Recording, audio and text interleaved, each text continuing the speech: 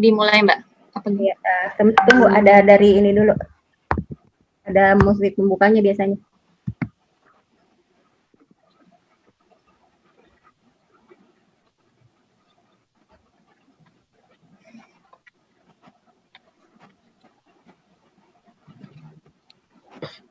Oh, yang bertugas Mas siapa ya?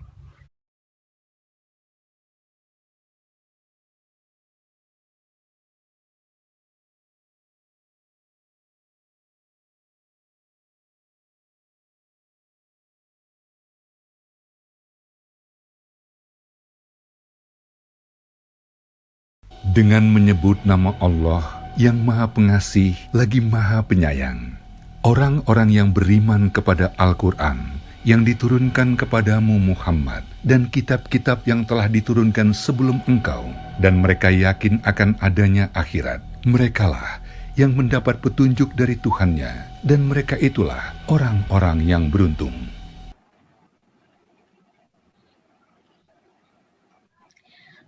Assalamualaikum warahmatullahi wabarakatuh. Bismillahirrahmanirrahim. Alhamdulillahil karimir rahman, alamal Qur'an, khalaqal insan. Asyhadu alla ilaha illallah wa asyhadu anna Muhammadan abduhu wa rasuluhu.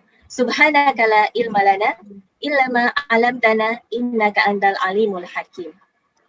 Alhamdulillahirabbil alamin. Puji syukur kehadirat Allah Subhanahu wa taala yang telah memberikan limpahan rahmat-Nya kepada kita sehingga kita dapat dipertemukan kembali secara virtual dalam kajian Majelis Anisa ini. Salawat salam kepada Nabi besar Muhammad Sallallahu Alaihi Wasallam yang berkat atas perjuangan beliaulah kita dapat merasakan nikmatnya Islam, nikmatnya iman sampai dengan hari ini. Sahabat manis yang dirahmati Allah Subhanahu Wa Taala, kembali lagi kita dalam kajian Majelis Anisa kali ini bersama saya Bella. Sahabat manis yang dirahmati Allah Subhanahu Wa Taala, bagaimana kabarnya? Semoga senantiasa dalam keadaan sehat ya. Saya mengingatkan jangan lupa untuk selalu menjaga kesehatan dan tetap stay di rumah aja. Kalaupun harus melakukan aktivitas di luar rumah, jangan lupa untuk selalu mengikuti protokol kesehatan, menggunakan masker, mencuci tangan, dan juga menjaga jarak. Kajian Majelis Anisa ini diselenggarakan secara rutin setiap bulannya pada pekan pertama dan juga pada pekan kedua, pukul 10 sampai dengan 11.30. Dan dapat disaksikan secara langsung melalui YouTube Akal Islamic Center maupun melalui Instagram @majelis.anisaakal dan juga Instagram @dkm_akal_islamic_center serta dapat disaksikan melalui Facebook DKM Akal Islamic Center. Pada hari ini, Sabtu 5 Desember 2020, kajian Majelis Anisa mengangkat tema mengenai adab dan akhlak, khususnya mengenai adab nyanyian dan hiburan. Bagi kita saat ini, mendengarkan nyanyian merupakan suatu hal yang biasa. Bahkan bagi sebagian orang, sudah menjadi santapan sehari-hari. Banyak yang mengatakan bahwa mendengarkan musik, menyaksikan hiburan, dapat menghilangkan perasaan sedih, memotivasi kita, maupun dapat digunakan sebagai sarana untuk menyadarkan masyarakat mengenai kondisi sekitar. Lalu, bagaimana Islam memandang mengenai musik itu? Kita akan gali lebih lanjut tentang hal ini dari sudut pandang Islam bersama narasumber kita, guru kita, Ustazah Erika Suryani Dewi LCMA. Dan pada kesempatan kajian kali ini juga, kami mengajak sahabat manis untuk aktif berinteraksi dengan kami dengan menyampaikan pertanyaan-pertanyaannya, baik melalui YouTube maupun melalui pesan WhatsApp ke nomor 0856 899 466 0856 899-8466 dengan format hashtag nama, hashtag domisili, hashtag pertanyaan. Hashtag nama, hashtag domisili, hashtag pertanyaan. Sahabat manis juga dapat bergabung bersama kami di sini dan menyampaikan pertanyaan secara langsung kepada Ustazah dan kami akan mengirimkan link Zoom-nya untuk bergabung bersama kami di sini. Saat ini Alhamdulillah Ustazah telah bergabung bersama kita. Assalamualaikum Ustazah. Waalaikumsalam warahmatullahi wabarakatuh. Bagaimana kabarnya Ustazah? Alhamdulillah bikhair. Insya Allah semuanya sehat ya. Insya Allah Ustazah. Terima kasih Ustazah telah meluangkan waktunya bergabung bersama kami di sini. Rasanya tidak perlu berlama-lama lagi, langsung saja kita dengarkan tausiah dari Ustazah Erika Suryani Dewi LCMA dengan tema Adab, Nyanyian, dan Hiburan. Kepada Ustazah dipersilakan. Bismillahirrahmanirrahim. Assalamualaikum warahmatullahi wabarakatuh. Waalaikumsalam. Alhamdulillahilladzi hadana lihada wa ma kunna linahtadiya laula an hadanallah. Allahumma salli wa sallim wa barik ala sayyidina Muhammad wa ala alihi wa sahbihi ajmain wa man tabi'ahum bi ihsanin ila yaumiddin. Rabbi shrah li sadri wa yassir li amri wa lul 'uqdatam min lisani yafqahu qawli amma ba'd. Alhamdulillah, akhwat hadirat rahimakumullah. Insyaallah hari ini kita akan membahas satu tema ya. Temanya tema fikih banget. Ini betul-betul tema fikih. Kenapa? Karena banyak sekali hal-hal yang dibicarakan dan berbeda pendapat antara ulama yang satu dengan ulama yang lain dalam kajian ini. Sering saya ungkapkan sebelum membahas satu tema fikih membutuhkan salamatus sadar. Fikih membutuhkan kelapangan dada ya. Wasa'atus sadar ya, lapangnya dada kita biasanya itu berasal dan bermula dari lapangnya ilmu kita. Air beriak tanda tak dalam biasanya, kalau yang berisik ilmunya kurang gitu ya. Sehingga kalau kita lihat ulama-ulama itu antara satu dengan yang lainnya Masya Allah. Dari Imam Hanafi, ya, Maliki, Syafi'i, Hambali itu antara satu dengan yang lainnya guru dengan murid. Tapi mereka berbeda pendapat, berbeda pandangan selagi bukan dalam perkara yang memang qat'i, subut, bukan perkara yang Al-Quran sudah mengatakan jelas itu halal dan haram, mereka tidak akan berbeda pendapat untuk masalah itu. Tapi untuk masalah-masalah yang mukhtalafun fih, diperbolehkan berdebat, maka mereka tidak menjadikannya masalah. Ketika murid berbeda pendapat dengan guru nggak akan bilang ini murid nggak beradab, nggak. Karena perbedaan-perbedaan yang sangat mungkin untuk dibahas, untuk dicari solusinya, untuk diperinci lagi ya secara detail apa yang harus ditentukan dan apa maslahat yang harus diambil. Nah, kalau kita bicara masalihul mursalah, maslahat yang ditimbulkan dari satu pendapat, maka kita akan lihat di sana banyak sekali hukum, bukan bicara hanya masalah lagu ya, nyanyian ataupun hiburan ya. Banyak sekali hal-hal lain yang berbicara tentang mukhtalafun fih, hal-hal yang diperdebatkan di dalamnya. Sehingga penting buat kita sekali lagi ketika kita ingin membahas salah satu fikih yang memang tidak qat'i subut, yang hukumnya tidak mutlak, maka berlapang dadalah menerima berbagai jenis pendapat dan perbedaan di antara ulama ya. Dan kita yang bukan alim ulama, kita hanya pengikut saja ya, mengikut alim ulama yang sebenarnya, mengikut para salafun saleh, orang-orang soleh yang terdahulu, maka harus lebih berlapang dada dan berendah hati ya. Jadi berendah hati dengan apa? Dengan merasa cukup mengambil pendapat-pendapat para ulama salafun saleh dan menjadikannya itu pegangan ya. Dan lebih lagi kalau di sana kita dapati ada hadis Rasulullah SAW dan ada ayat-ayat misalnya. Ya, kalau ayat-ayat qat'i nggak butuh ditafsirkan. Tapi kalau ayat yang ternyata belum qat'i dan ditafsirkan, dan biasanya tafsirannya itu menghasilkan banyak pendapat ulama, maka semua pendapat ulama adalah benar. Walaupun mereka berbeda-beda ya. Ini kan sama seperti kalau kita bahas fikih toharoh ya. Fikih toharoh, fikih bersuci, orang haid boleh pegang mushaf nggak? Itu pasti perbedaan pendapat ulamanya meruncing sekali ya. Meruncing, ada yang boleh, ada yang enggak. Tapi mereka bisa bersahabat dengan orang yang nggak pernah pegang mushaf, sama ada haid atau tidak gitu ya. Artinya bersahabat dengan orang yang tidak berdekatan sama sekali, tapi untuk orang yang sama-sama dekat dengan mushaf kita bisa musuhan. Hanya gara-gara sesuatu yang diperselisihkan ataupun diperdebatkan hukumnya. Ya sekali lagi, kalau kita bicara adab, nyanyian dan hiburan, berarti kita berbicara tentang sesuatu yang memang diperbolehkan dalam syariat atau sesuatu yang memang dilarang, tapi semuanya ada landasan pendapat-pendapat ulama dan bahkan ada hadis, ada ayat yang ditafsirkan sesuai dengan pendapat-pendapat tersebut. Jadi sekali lagi berlapang dada dengan apapun yang nanti akan kita dapatkan ya dalam kajian ini misalnya. Mungkin kita akan share screen sebentar.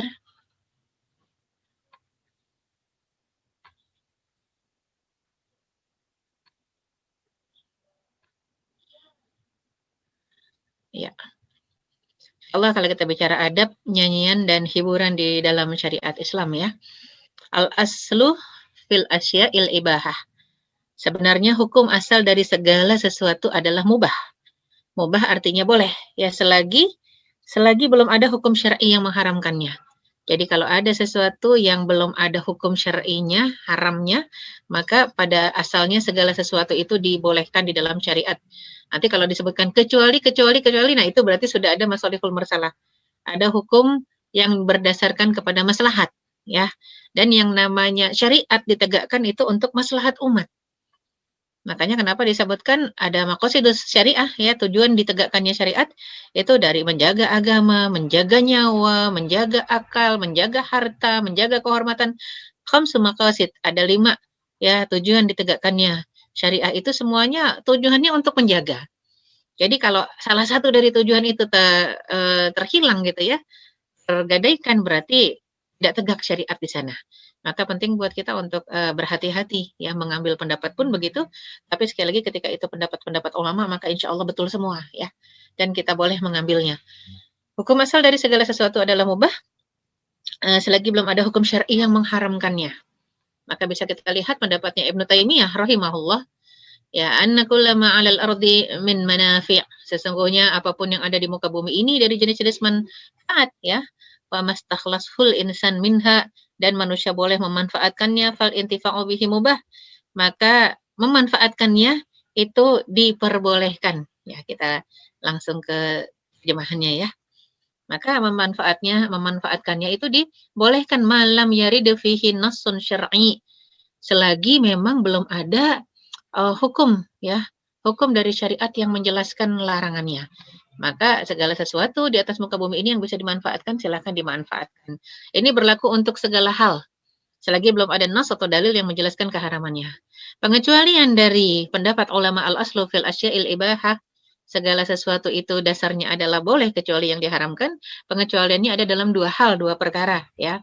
Al-awwal, yang pertama, al-asya' al-muhtawiyah ala darar, ya, mu'tabar wa mu'assir. Ya. Jadi ada beberapa pengecualian. Pertama, segala sesuatu yang mendatangkan mudarat, hukum asalnya dalam syariat adalah haram. Ya, Allah SWT berfirman, la tulqu bi aidikum ila tahlukah wa la tulqu bi aidikum ila tahlukah. Janganlah kamu jatuhkan dirimu dalam kebinasaan disebabkan perbuatanmu sendiri. Ketika disebut ada larangan jangan, maka ulama pasti cuma 2 pendapatnya. Kalau tidak haram, makruh.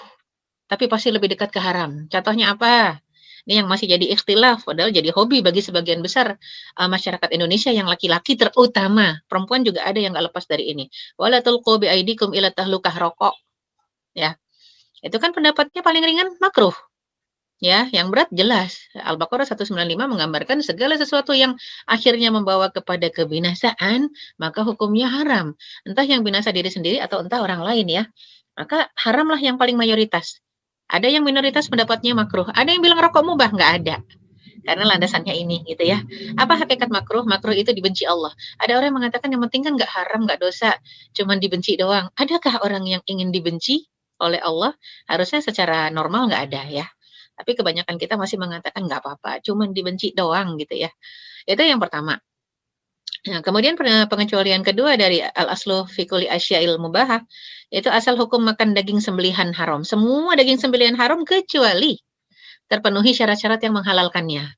Apa itu? Nah, ternyata syarat yang menghalalkannya adalah daging binatang, hewan ternak. Hewan ternak itu apa? Seperti onta, sapi, kambing, gitu ya. Itu semuanya dihalalkan. Kemudian apalagi binatang-binatang yang memang jinak atau herbivora, itu juga dihalalkan. Kelinci ya, apalagi kemudian banyak sekali ya, kijang ya, walaupun kita nggak ternak tapi boleh ya. Apalagi misalnya yang dihalalkan banyak, terlalu banyak. Ada ikan, kemudian hewan laut semuanya halal, sebangkai-bangkainya halal gitu ya. Burung juga ya, walah mitairin mimma yashtahun. Ya, jadi itu banyak sekali hal-hal yang memang dihalalkan asal dengan catatan disembelih sesuai syariat Islam ya. Nah, ini penting untuk kita lihat, ternyata dibolehkannya innama yustabahu ala syara'id wa ala ya hayat ma'lumah. Yang dibolehkan dengan syarat tertentu dan bentuknya, namanya itu juga ditentukan ya. Atau kal furujul la tahil illa ba'da nikah au milku yamin. Dan asal hukum hubungan badan laki perempuan juga haram. Asal hukumnya haram. Kecuali dihalalkan oleh akad nikah. yang sah, rukun dan syaratnya ya. Ini perkataan Imam Al-Khattabi dalam Ma'alim As-Sunan. Penting buat saya untuk membahas ini dari awalnya supaya nanti kita tahu akhirnya, kita paham akhirnya gitu ya. Jadinya segala sesuatu itu asal hukumnya halal kecuali ada yang diharamkan dan ada yang memang asal hukumnya haram. Apa yang asal hukumnya haram? Semua yang bikin mudarat asal hukumnya haram.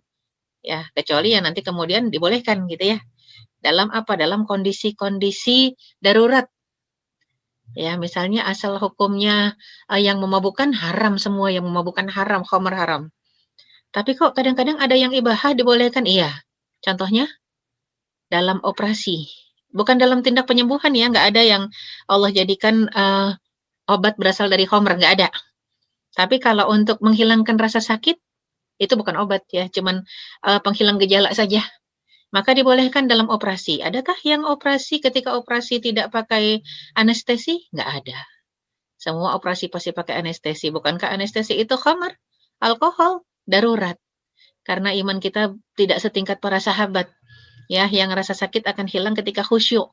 Mereka akan dicabut panah yang menancap di wajahnya ketika perang ya. Itu mereka sholat dulu, ketika khusyuk dicabut panahnya. Mereka akan amputasi kaki itu ya. Itu dalam kondisi sholat. Dulu nggak ada itu anestesi. Ya, kalau zaman dulu khusyuk menghilangkan sakit. Kalau sekarang karena kadar keimanan kita rendah, maka bukan khusyuk menghilangkan sakit. Sakit menghilangkan khusyuk. Kebalikan ya. Jadi memang kita membutuhkan pengecualian-pengecualian dalam nas dan itu membutuhkan ilmu. Tidak semua orang ya bisa memahaminya ya. Jadi, nah itu tadi ada yang tadinya haram kemudian dibolehkan seperti itulah contohnya ya dari sisi makanan.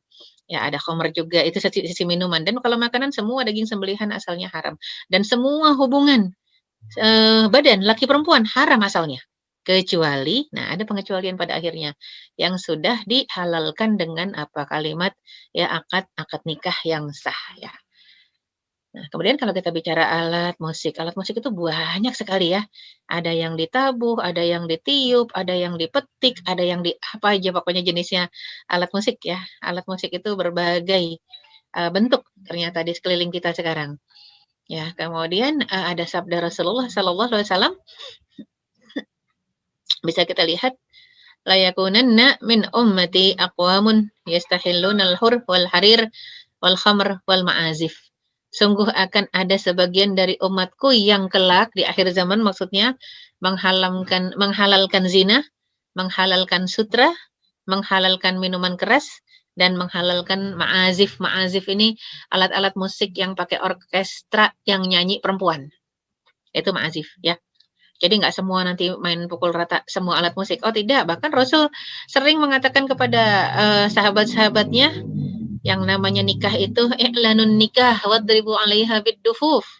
Umumkan, siarkan yang namanya pernikahan, adakan walimatul urs dan tabuh gendang, tabuh rebana di dalamnya.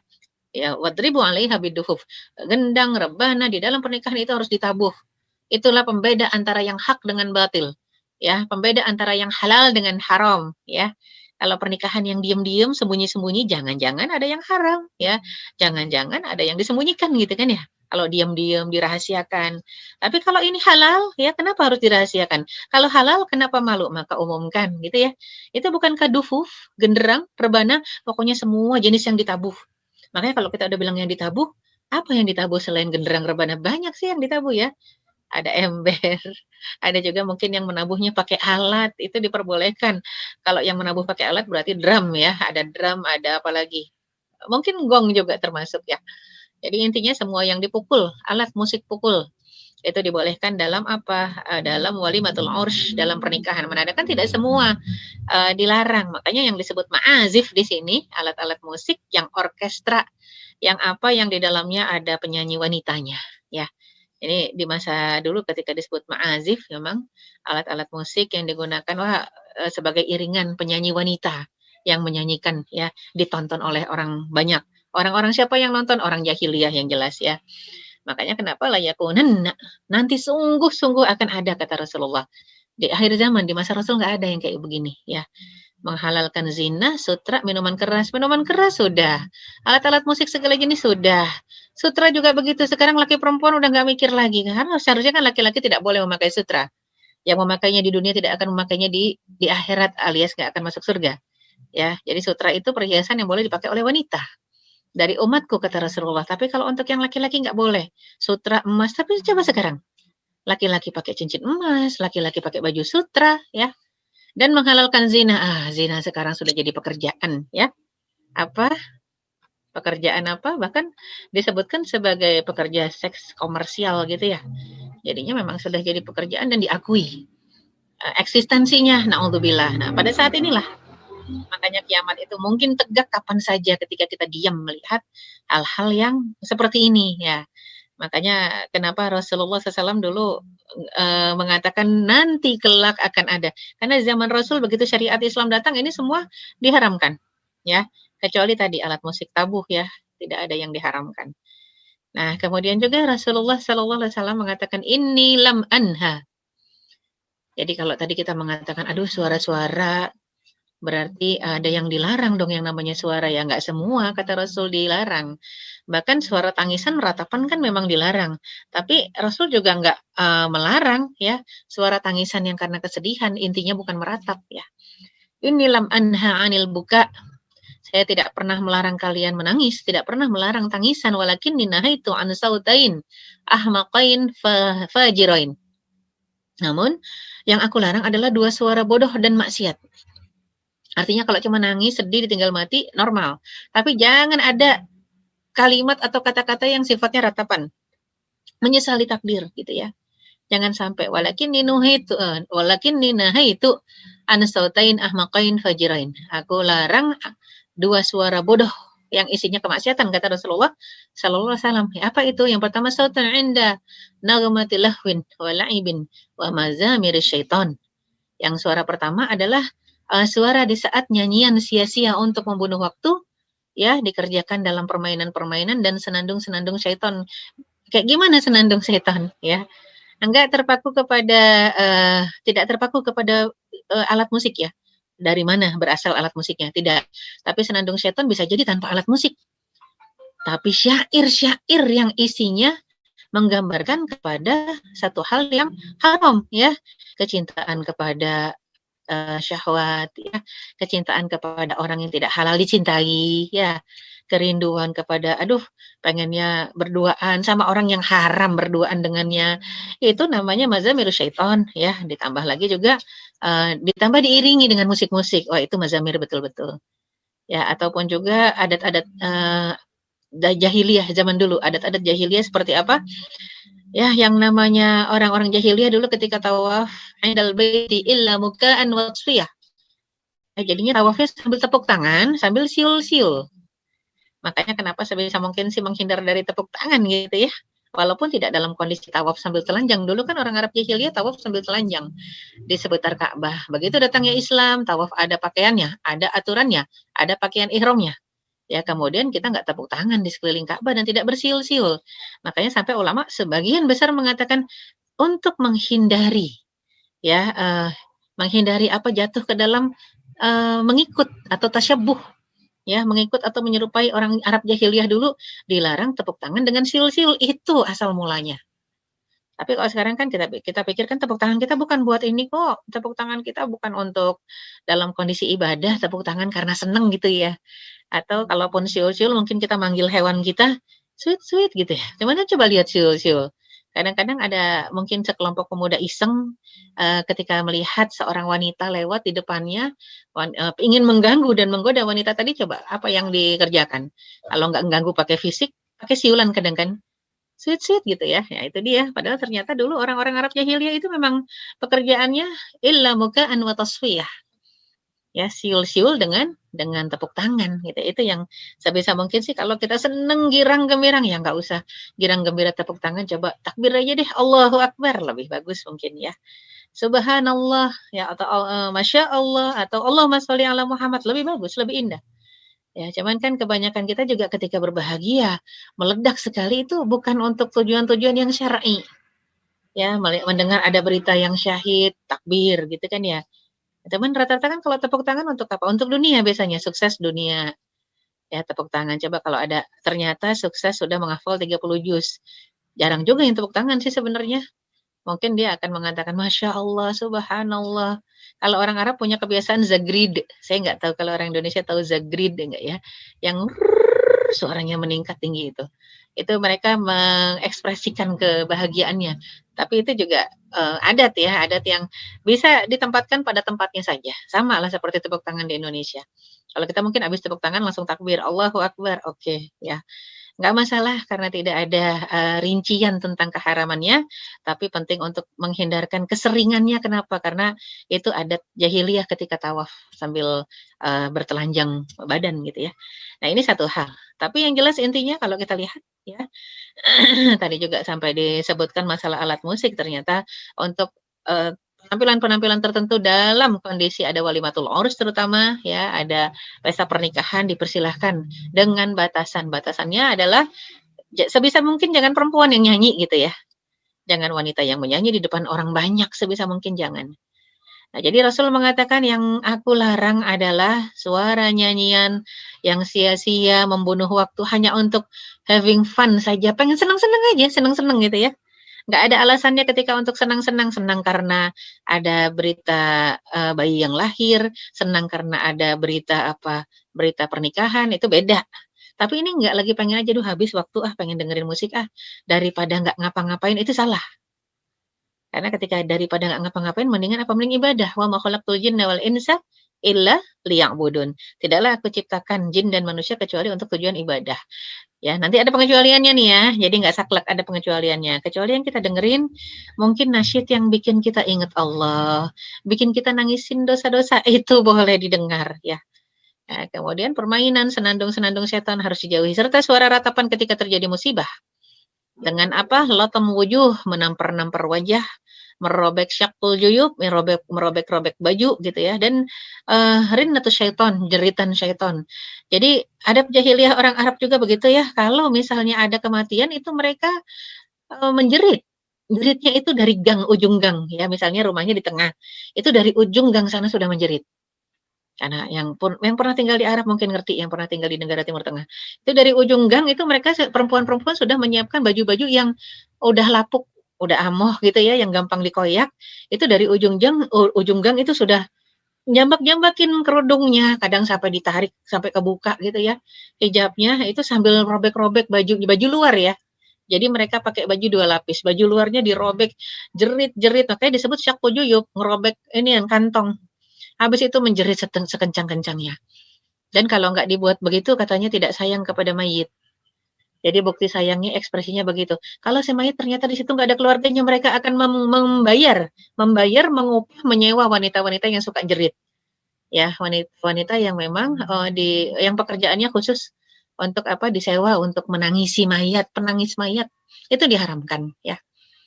Makanya kenapa Rasulullah SAW mengatakan dilarang, bahkan dilaknat. Allah melaknat, Rasul melaknat.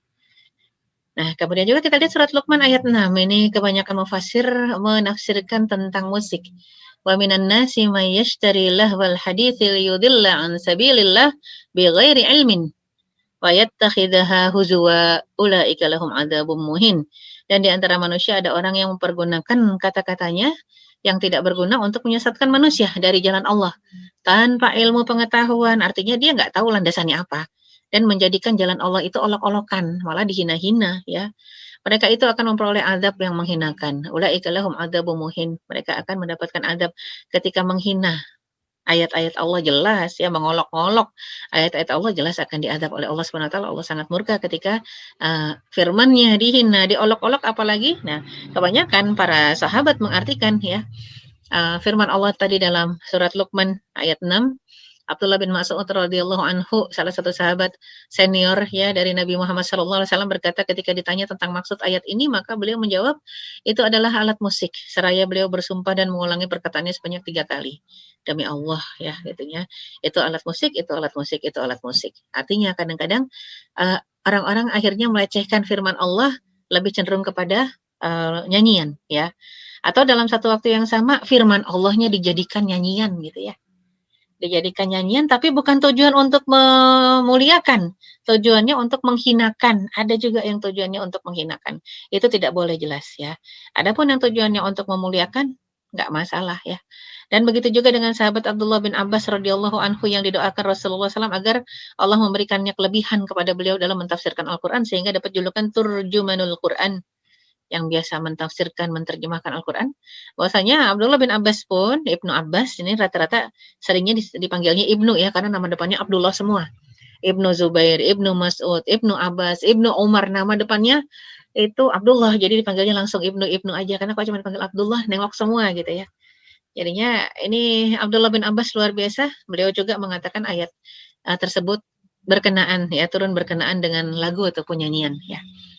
Maka bisa kita perhatikan dari Abu Malik Al-Asy'ari radhiyallahu anhu. Rasulullah SAW bersabda ya, sampai Rasul pun mengatakan dengan kalimat taukid, la yashrabanna nasun min ummatil khamr. Sungguh akan ada dari orang-orang dari umatku, segolongan orang dari umatku yang meminum khamr. Ada sekarang ya, itu mah udah menjadi satu hal yang dianggap kebiasaan ya, habit ya. Jadinya yang namanya ini mah udah adab akhir zaman. Wine ini kan bukan alkohol, wine itu bukan bir gitu ya, wine doang dibilangnya, padahal ada alkoholnya. Jadi sampai sudah akan menjadi satu kebiasaan dari segolongan dari umatku yang meminum khamr, kata Rasulullah. Pasti akan ada nanti, sungguh. Kemudian yusammunaha bighairi ismiha, namanya sih bukan alkohol. Namanya bukan bir ya, malah sekarang unik ada bir 0% loh alkoholnya. Kemarin ada yang nanya, "Ustazah, boleh nggak saya minum bir yang alkoholnya 0%?" Kalau saya dari namanya saja sudah bir, terima kasih mau ditulis alkohol 0% atau bir berstempel halal, tidak akan saya minum gitu ya. Cuman memang banyak orang yang pada akhirnya sudah tidak mempedulikan lagi antara nama dengan esensi. Padahal dua-duanya berarti di sisi Allah Subhanahu wa taala ya. Jadinya penamaan juga begitu. Mereka memakannya dengan selain namanya, kata Rasulullah. Mereka dihibur dengan musik dan alunan suara bidu wanita. Coba dikombin antara sesuatu yang ada alkoholnya, kemudian disihir oleh alunan musik, yang nyanyi juga wanita, tempatnya biasanya remang-remang. Apa yang akan terjadi? Itu sudah bisa ditebak. Makanya kadang-kadang ulama untuk saddud dzari'ah atau saddud dzara'i ya, untuk menutup pintu-pintu kemungkinan akan terjadinya mudarat lebih banyak, itu akhirnya jadi diharamkan, semuanya jadi diharamkan. Padahal ada yang haram, ada yang tidak.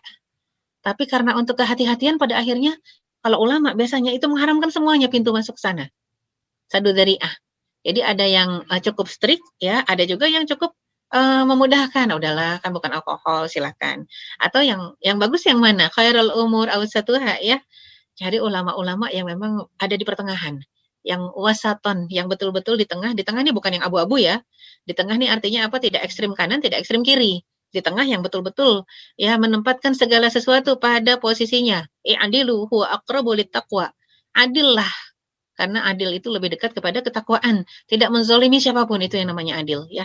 Allah akan membenamkan mereka ke dalam bumi dan Dia akan mengubah bentuk mereka menjadi qiradatan wal khanazir. Ini orang-orang yang apa? Orang-orang yang minum khamr. Dengan nama-nama yang beda lah kalau sekarang ya. Mungkin juga khamr jadi suplemen, bisa jadi ya. Atau mungkin ada yang mengatakan ini salah satu obat COVID-19, bisa saja. Ya pada akhirnya ya dihibur dengan musik dan alunan suara bidu wanita, ya terhipnotis, sudah hilang kesadaran. Pada akhirnya terjadilah yang terjadi dan mungkin di luar kesadaran. Padahal sudah disebutkan la taqrabu zina, la taqrabu salata wa antum sukara. Jangan dekati zina ya, kemudian jangan dekati salat dalam kondisi mabuk. Itu sebelum turunnya innamal khamru wal maisiru rijsun min amali syaiton. Itu ayat-ayat dulu sebelum diharamkan masih begitu, jangan salat dalam kondisi mabuk. Artinya di luar salat masih boleh mabuk, tapi ayat itu kemudian dihapus dinasakh ya. Dihapuskan oleh ayat yang berikutnya. Yang namanya khamr, judi ya, itu najis, perbuatan syaitan. Fajatanibuhu, jauhi sejauh-jauhnya. Nggak ada kalimat permisif lagi sebenarnya. Makanya bisa kita lihat sebenarnya di akhir zaman ini sudah terlalu banyak kemudahan dan bahkan juga hal-hal yang dipermudah ya. Dan itu ada kalanya memang darurat sifatnya. Darurat kenapa? Karena tadi disebutkan mutu keimanan kita tidak seperti mutu keimanan generasi pertama. Contoh lah, semuanya sekarang hampir bisa dipastikan rata ya, mungkin 95% atau 97% kalau operasi pakai khamr ya, pakai anestesi. Walaupun alhamdulillah juga ada yang udah mulai pakai ini ya, apa namanya, hipnoterapi. Ya, jadi ada pengobatan dengan pakai hipnotis. Ada yang memang bagian khusus untuk ngajak bicara pasien ya ketika akan dimulai operasi agar pasien tidak merasakan sakit dengan ngobrol. Ya, jadi dia mengurangi kadar alkoholnya. Ada yang begitu, tapi kan tidak semua orang ya bisa diperlakukan seperti itu. Kemudian kita lihat 4 ulama madhab mencela nyanyian lagu ya. Ini semuanya bisa kita lihat dalam Talbisul Iblis, kitab yang ditulis oleh Ibnul Jauzi. Imam Abu Hanifah sendiri mengatakan beliau membenci nyanyian dan menganggap mendengarnya sebagai suatu perbuatan dosa. Ini lagu-lagu nyanyian yang tidak berkaitan dengan zikrullah ya, tidak berkaitan dengan kekuasaan Allah, kebesaran Allah, kemuliaan Allah, tidak berkaitan dengan kecintaan kepada Rasulullah Sallallahu Alaihi Wasallam, tidak berkaitan dengan salawat dan sebagainya. Artinya cuman yang semata-mata dunia saja. Ya. Imam Malik bin Anas juga beliau mengatakan barang siapa membeli budak, kalau ternyata budak tersebut adalah seorang mughanniyat, beda wanita penyanyi, maka hendaklah dia kembalikan budak tadi dengan alasan karena itu ada aibnya ya. Ini kata Imam Malik bin Anas. Dan Imam Asy-Syafi'i juga mengatakan nyanyian adalah satu hal yang sia-sia yang tidak kusukai karena nyanyian itu adalah seperti kebatilan. Siapa saja yang sudah kecanduan mendengarkan nyanyian maka persaksiannya tertolak ya, syahadahnya ditolak. Dan Imam Ahmad bin Hambal mengatakan nyanyian itu menumbuhkan kemunafikan dalam hati dan aku pun tidak menyukainya. Artinya ini pendapat Imam Madhab yang 4 ya. Nah sekarang hukumnya, hukum mendengarkannya. Kalau tadi disebut nyanyian berarti secara umum ya. Kalau secara umum kan macam-macam ya. Ada yang mungkin kalau kita bisa lihat di beberapa syair ada yang mengatakan kaulah segalanya. Kalau itu diarahkan kepada Allah silahkan kaulah segalanya bagiku ya. Kemudian apalagi sesungguhnya hidupku dan matiku hanya untukmu. Wah itu mah ikrar dalam salat ketika kita baca baca iftitah ya. Sebelum baca surat ya kita baca iftitah. Ada yang baca iftitahnya kan yang inna salati wa nusuki wa mahyaya wa mamati lillahi rabbil alamin. Ya sesungguhnya apa salatku, ibadahku, hidupku dan matiku hanya untukmu. Munya siapa? Allah jelas. Tapi kan banyak dalam salat begitu, di luar salat beda lagi. Hidupku dan matiku hanya untukmu bang misalnya, atau itu udah ada salah lagi. Kenapa? Karena ternyata kita keluar dari ikrar kita di dalam salat ya. Makanya hukum mendengarkan nasyid juga tidak terlepas dari syair yang dibuat. Ya, syairnya mengarahkan kita kemana, kepada siapa ya. Sebuah hadis riwayat Bukhari Muslim menyatakan bahwasanya pada hari Idul Adha Abu Bakar radhiyallahu anhu pernah menjumpai Rasulullah SAW di kediaman Aisyah radhiyallahu anha radhiyallahu anhuma. Ya saat itu di samping Aisyah ada 2 gadis yang sedang bernyanyi dan memukul genderang. Abu Bakar lantas mengusir kedua gadis tersebut. Itu teman-temannya Aisyah gitu ya. Waktu itu masih kecil kan Aisyah. Nah jadi diusir. Amazamirus syaitan fi baiti Rasulillah kata Abu Bakar. Apakah ada senandung syaitan di rumah Rasulullah? Nah itu Abu Bakar marah sekali sama putrinya ya kepada Aisyah. Itu langsung diusir temannya tuh 2 yang lagi nyanyi. Apa kata Rasulullah? Da'hum ya. Da'huma da'hunna ya Abu Bakar. Ya, jadi biarkanlah wahai Abu Bakar, malah Rasul yang membiarkan dan mencegah Abu Bakar untuk mengusir mereka. Biarkanlah mereka itu wahai Abu Bakar sebab hari ini adalah hari raya, hari bersenang-senang. Biarkan mereka nyanyi-nyanyi gitu ya, sambil mukul-mukul genderang. Nah, dalam hal ini Imam Ghazali berpendapat berdasarkan hadis-hadis yang ada nyanyian dan permainan bukanlah haram. Bukan sesuatu yang haram. Oke, kita udah dapat lagi satunya ya, satu hukum lagi. Ternyata dengan melihat konteks tadi ya, Rasul membela Aisyah dengan kawan-kawannya, perempuan-perempuan yang masih kecil itu, untuk nyanyi-nyanyi di hari raya. Silahkan, jangan dilarang. Ini hari raya, hari bersenang-senang. Yauma aklin wa syurbin, hari makan dan minum, hari bersenang-senang, silahkan ya. Bahkan di beberapa riwayat diceritakan bahwasanya Rasulullah SAW sering mengajak Aisyah. Ya Aisyah tuh kayak digendong di belakangnya, di punggungnya. Disuruh melihat permainan orang Habasyi, orang Ethiopia yang sedang bermain dan sedang menari sambil bermain pedang. Ya, jadinya bermain pedang sambil menari. Itu diiringin suara, pasti diiringin genderang ya. Mereka menari ya. Diiringi musiknya yang zaman dulu Rasul tuh yang ada memang kebanyakan rebana, genderang yang kayak gitu ya, kayak qasidah begitu, kayak marawis lah ya. Itu sambil sambil menari, sambil main pedang. Dan Rasul selalu bertanya kepada Aisyah, sudah puas belum nontonnya? Dan Aisyah kadang-kadang selingkuhkan dulu ke kanan ke kiri. Ini riwayatnya cukup lucu ya ketika diceritakan. Jadi Aisyah selingkuhkan untuk apa? Untuk melihat ada nggak istri Rasul yang lain. Kalau ada istri Rasul yang lain, maka Aisyah akan mengatakan belum puas. Supaya yang lain melihat ya. Aisyah itu memang betul-betul disayang oleh Rasulullah, bahkan dagunya Aisyah itu ada di pundaknya Rasul melihat apa pemandangan tadi Habasyi sedang lagi main pedang, main pedang sambil menari gitu ya. Itu tujuan Aisyah untuk bikin cemburu istri-istri yang lain. Tapi kalau emang Aisyah sudah puas, sudah dia akan mengatakan sudah selesai, Rasul turunkan Aisyah. Ya, jadi ini satu gambaran lain, kisah lain. Ternyata main, menari, ya sampai itu joget, laki-laki yang joget ya, Habasyi orang-orang Ethiopia. Itu diperbolehkan. Di hari apa, saat bagaimana, yang nonton siapa, ini penting. Enggak sebaliknya. Perempuan-perempuan dewasa sedang menari, menyanyi, yang nonton laki-laki. Oh, itu tidak pernah kejadian itu di masa Rasulullah Shallallahu Alaihi Wasallam. Tapi kalau sebaliknya bisa. Laki-laki yang nari, yang nyanyi gitu ya, yang nonton perempuan, laki perempuan, silahkan. Nah ini kan penting, berarti ada koridornya. Nggak semua mutlak diharamkan, tapi tidak semua mutlak dibolehkan. Ya, artinya apa? Ada koridor yang di sana yang harus kita jaga agar ibadah kita tidak rusak, ya, agar apa pahala kita tidak hilang, ya. Jadi memang tidak mutlak haram. Bahkan dalam satu hadis yang lain disebutkan yang namanya senda gurau, ya, itu lagwun walahun, yang kalau memang dikerjakan bukan antara suami istri, bukan antara keluarga inti, itu akan mendatangkan dosa. Tapi kalau dikerjakan antara suami istri, misalnya dari pagi sampai malam bercanda terus kerjanya, silahkan aja ya. Ya, silahkan saja, dan itu tidak mendatangkan dosa, bahkan mendatangkan pahala ya. Ini sebuah hadis lain dari Nafi radhiyallahu anhu, bekas budak, mantan budaknya Ibnu Umar radhiyallahu anhu. Ibnu Umar radhiyallahu anhuma, ya, artinya kalau mantan budak sudah dibebaskan jadi muslim yang merdeka, ya, sahabat di masa itu. Maka Nafi mengatakan, Umar sami'a Ibnu Umar sauta zammarah, ya. Jadi memang sampai mengatakan Ibnu Umar pernah mendengar suara seruling, ya, suara seruling dari seorang pengembala. Lalu beliau menyumbat kedua telinganya dengan kedua jarinya, ya. Kemudian beliau pindah ke jalan yang lain, lalu Ibnu Umar mengatakan, wahai Nafi', apakah kamu masih mendengar suara tadi? Maka Nafi' mengatakan, iya, aku masih mendengarnya. Kemudian Ibnu Umar terus berjalan. Lalu aku mengatakan, aku tidak mendengarnya lagi. Barulah setelah itu Ibnu Umar melepaskan tangannya dari telinganya dan kembali ke jalan itu, lalu berkata, beginilah aku melihat Rasulullah ketika mendengar suara seruling dari seorang pengembala. Beliau melakukannya seperti tadi. Jadi dulu pernah Rasul bersama Ibnu Umar yang jalan. Ya, jadi sekarang berulang lagi sesudah masa yang cukup panjang, ada jeda, Ibnu Umar berjalan bersama Nafi, mantan budaknya, ya. Dulu Rasul bersama Ibnu Umar juga begitu. Ketika terdengar suara seruling anak gembala, nggak usah jauh-jauh ke zaman itu gitu ya. Kita bisa menggambarkan kalau kita misalnya ada di perkampungan, di persawahan, kemudian dengar suara seruling bambu gitu ya.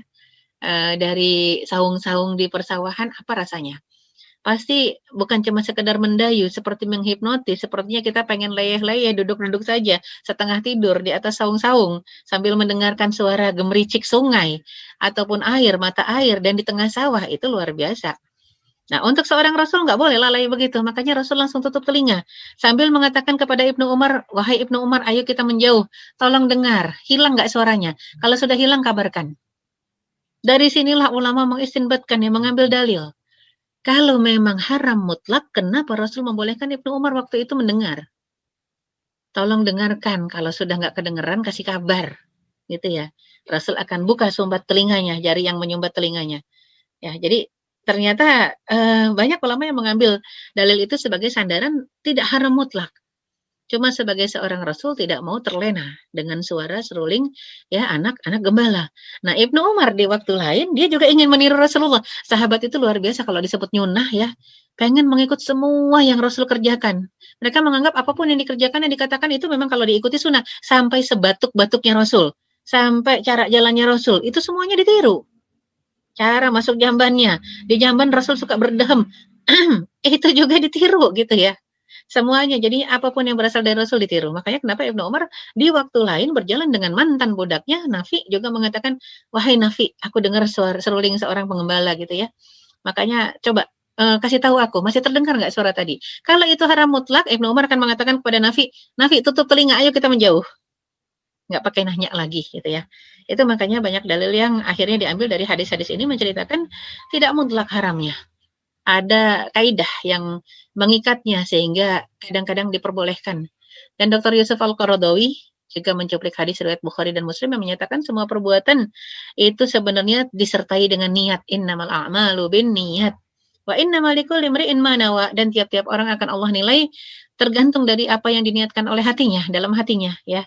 Dan dalam menafsirkan hadis ini yang menegaskan orang yang mendengarkan nyanyian atau suara alat musik dengan niat bermaksiat kepada Allah, maka dia adalah orang fasik. Orang mukmin nih gitu ya, niatnya bermaksiat, maka dia adalah orang fasik. Tapi mereka yang punya niat menghibur hati supaya bisa terus ingat kepada Allah, supaya bisa terus berbakti kepada Allah, maka dia adalah orang yang taat dan orang yang berbuat kebaikan. Papar ya Dr. Yusuf Qaradawi. Singkat kata, nyanyian itu harus diposisikan untuk tidak bertentangan dengan syariat Islam, dengan etika dan adab-adabnya. Demikian pula pada jenis-jenis hiburan yang lain, semisal nonton film, ya, entah di bioskop, entah di rumah, entah di tempat tertentu, ada koridornya. Kalau misalnya filmnya Ar-Risalah, The Messenger, atau filmnya Nabi Musa alaihissalam, Ten Commandment misalnya, atau film perjuangan Libya dulu, ya, Omar Mukhtar, silakan ditonton dimanapun tempatnya, tapi tidak di tempat gelap berduaan dengan laki-laki. Gitu ya, artinya tidak boleh kalau berduaan, tetap aja yang mau ditonton film jihad juga jadi salah, karena caranya yang salah ya. Jadi ada syaratnya, asalkan tema film yang ditayangkan bersih dari suguhan kemaksiatan, tidak film jihad berbau ada pornonya, nggak boleh ya, kefasikan juga tidak boleh, dan semua yang bisa meruntuhkan akidah jangan ditonton. Pun umat diminta untuk tidak melupakan kewajiban agama, jangan pas nonton pas waktu azan, sholat, belain daripada tontonannya kepotong, dia nonton dulu daripada sholat dulu, ini salah. Makanya penting pada akhirnya kan kolaborasi dari berbagai pihak untuk mewujudkan apa ya, kalau memang edukasi sifatnya tidak boleh menggadaikan ibadah. Kalau edukasi yang namanya guru begitu azan berhenti ngajar, itu edukasi. Ya seberapa pentingnya pun namanya guru berhenti ngajar kalau azan. Kecuali Isya ya, Isya panjang waktunya. Tapi kalau yang lain berhentilah ngajar ketika memang azan. Atau kalau misalnya, aduh pelajarannya tinggal 10 menit lagi kok selesai. Oke, pas azan, diam dulu, berhenti, dengarkan, sesudah azan sambung, sambil disampaikan. Ya, ini karena sama-sama fardhu, sama-sama fardu. Talabul ilmi fardu, salatnya fardu, ya. Maka ini talabul ilmi yang tinggal 10 menit lagi kalau kepotong salat. Pada akhirnya 10 menitnya ini habis dan sudah masuk jam berikutnya ya, maka ayo habis kita dengarkan azan, kita belajar dulu 10 menit, habis itu tutup, kita sholat. Barulah masuk pelajaran yang lain ya. Ini semuanya penting untuk apa? Bisa memastikan kita ada di dalam keridhaan Allah Subhanahu wa taala. Itu tadi kalau bicara talabul ilmi dengan sholat 5 waktu ya. Sekarang saya pengen tanya kalau misalnya antara sholat 5 waktu, bukan sholat 5 waktu, antara talabul ilmi dengan sholat sunnah. Kan kadang-kadang begitu tuh ya. Ada yang misalnya tausiah mulai sesudah sholat zuhur. Ustadznya sudah standby di depan ya. Udah selesai sholat zuhur, beliau duduk di depan standby. Jamaahnya masih sholat ba'diyah. Padahal hukumnya ba'diyah sunnah atau wajib? Sunnah atau fardu? Sunnah. Ba'diyah sunnah. Adapun talabul ilminya fardu, itu lebih tinggi talabul ilminya. Harusnya sudah, Assalamualaikum, lihat ustadznya sudah standby di kursi, selesai, tidak ada yang sholat ba'diyah lagi. Itu pentingnya ilmu. Pentingnya ilmu dalam apa? Memulai satu amalan, mengerjakan satu ibadah, harus ada ilmunya, gitu ya. Kadang-kadang tidak bisa membandingkan, tidak bisa menimbang mana yang harus didahulukan, mana yang boleh ditunda atau dibelakangkan, ditunda dulu, dibelakangkan ataupun dikemudikan gitu ya. Di kemudiannya itu ini yang kadang-kadang penting buat kita untuk memahami segala sesuatunya berdasarkan pemahaman yang benar. Tapi mereka yang punya niat menghibur hati, misalnya kalau kita lihat ada nasyid-nasyid Islami, supaya bisa terus ingat dan berbakti kepada Allah, dia termasuk orang-orang yang mengerjakan kebaikan.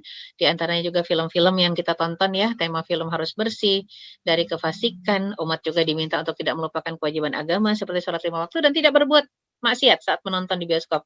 Makanya penting ya, tidak nonton berduaan dengan lawan jenis yang bukan mahram. Ya, kalaupun tempatnya gelap, berkumpullah perempuan dengan perempuan, ya, laki-laki dengan laki-laki, bedakan waktunya kalau bisa. Itu penting pada akhirnya ya untuk melihat situasi dan kondisi dan agar tidak ikhtilat, tidak bercampur. Nah, kemudian waktu-waktu diperbolehkan untuk bernyanyi dan bermain alat musik ya. Ingat kalau disebut alat musik nggak semua langsung terfokus kepada yang aneh-aneh ya, alat musik macam-macam, tidak. nggak langsung pada saksofon, kepada trompet, tidak. Alat musik, genderang juga, rebana juga alat musik ya.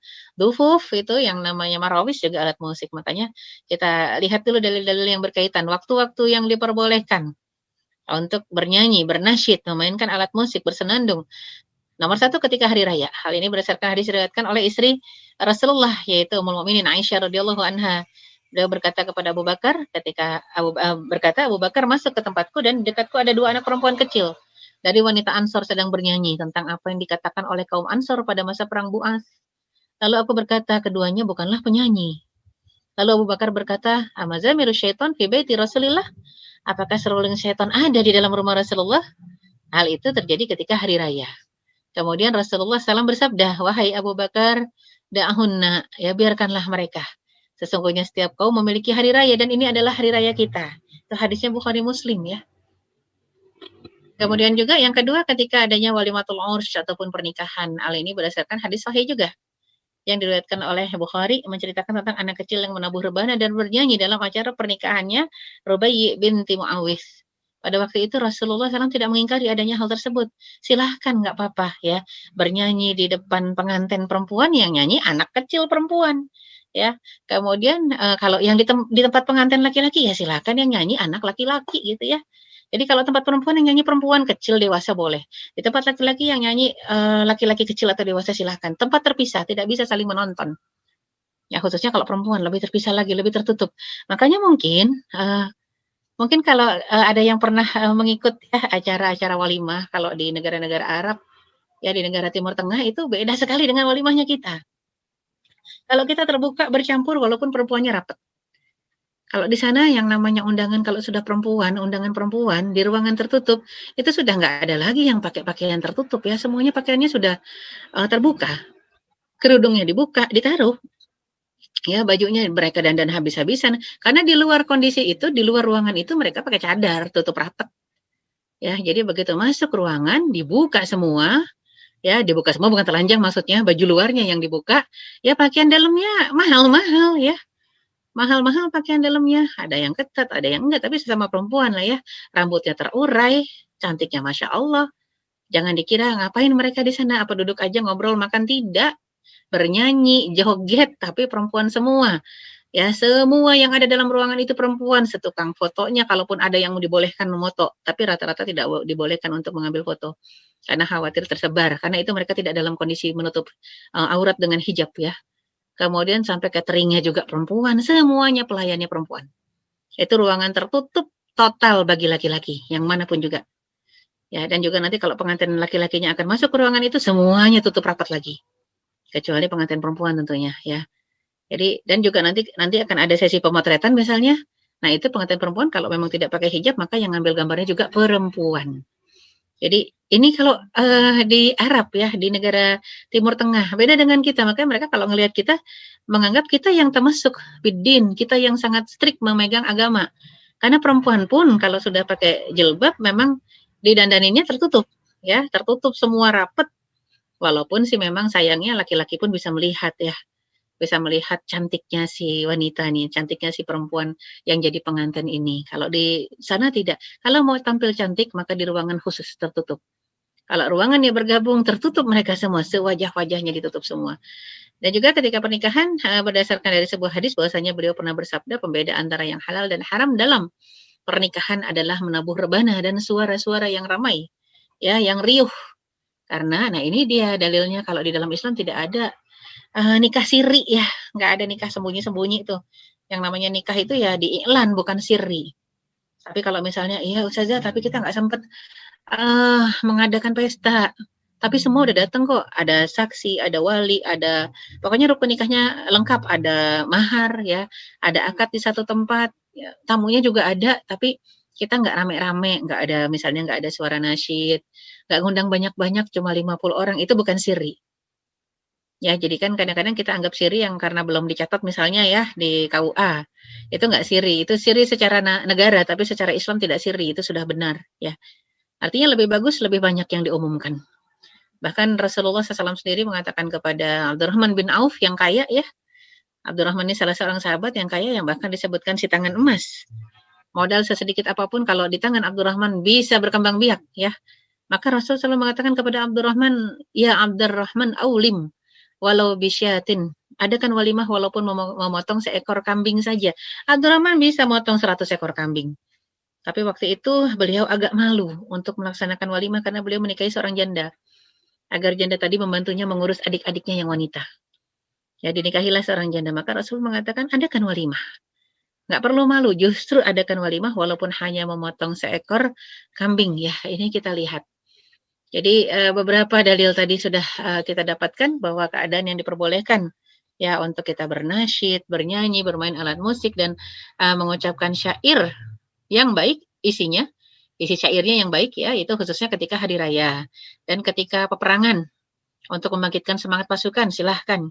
Dan ketika kita bekerja keras dan khawatir letih, ya keletihan langsung kemudian hilang semangat, maka silahkan bernasyid.